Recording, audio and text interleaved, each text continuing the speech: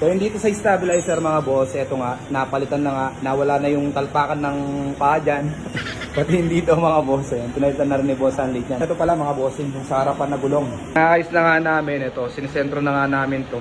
So ito yung request ko kay Boss Anlit mga bossing, kay Boss JC, na pa-pull na to. Full adapter na nga siya, mas malinis siya. Okay na nga yung pagkakasentro ng gulong, ayan, nakasentro na nga siya. Ito pa mga bossing yung problema dito. Kaya maaga akong dumating dito, para nga tabasan to. So wala daw yung mga nagtatabas ni Boss Anlit, kaya tayo na lang tatabas ng mano-mano. So kaya natin ito tinabas mga bossing, pinatabas ni Boss dahil nga dito. Hindi pwede lumabas yan. Kailangan pantay lang. Check natin yung tatlong tinabas natin. Yun. Hindi labas. So isalpak natin dito.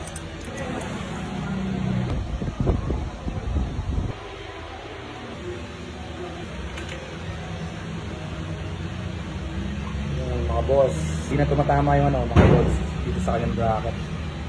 Check natin na nakalagay yung caliper. Ito mga boss yung adapter. Ang testing lang yun. Yan. Ano ba yung gagamitin natin?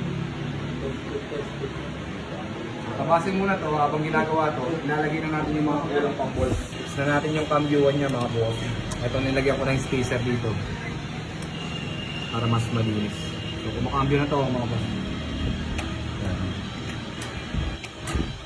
Okay na rin yung shift yan. Kung dito sa HYB yan, yung apat na yan, tanggalin na rin natin yan. Ito ipapalit natin.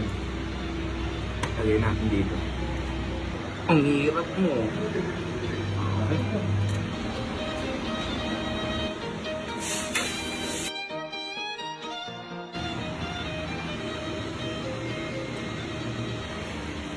So ito mga boss, okay na nga itong CM-Week. Lahat ng bolts niya at mga spacer, nagawa na nga ni Boss Andy. Yung adapter, yun, tinapos na rin. So pre-wheel na nga ito mga boss. Ito, papangat ko kayo, walang tsinelas. Meron tsinelas nga yan. Ito siya mga boss. Walang tumatama. Yung buong bolts, ito na nga. Nasalpak na nga. Pati yung mga singit-singit mga boss. Okay na rin yan.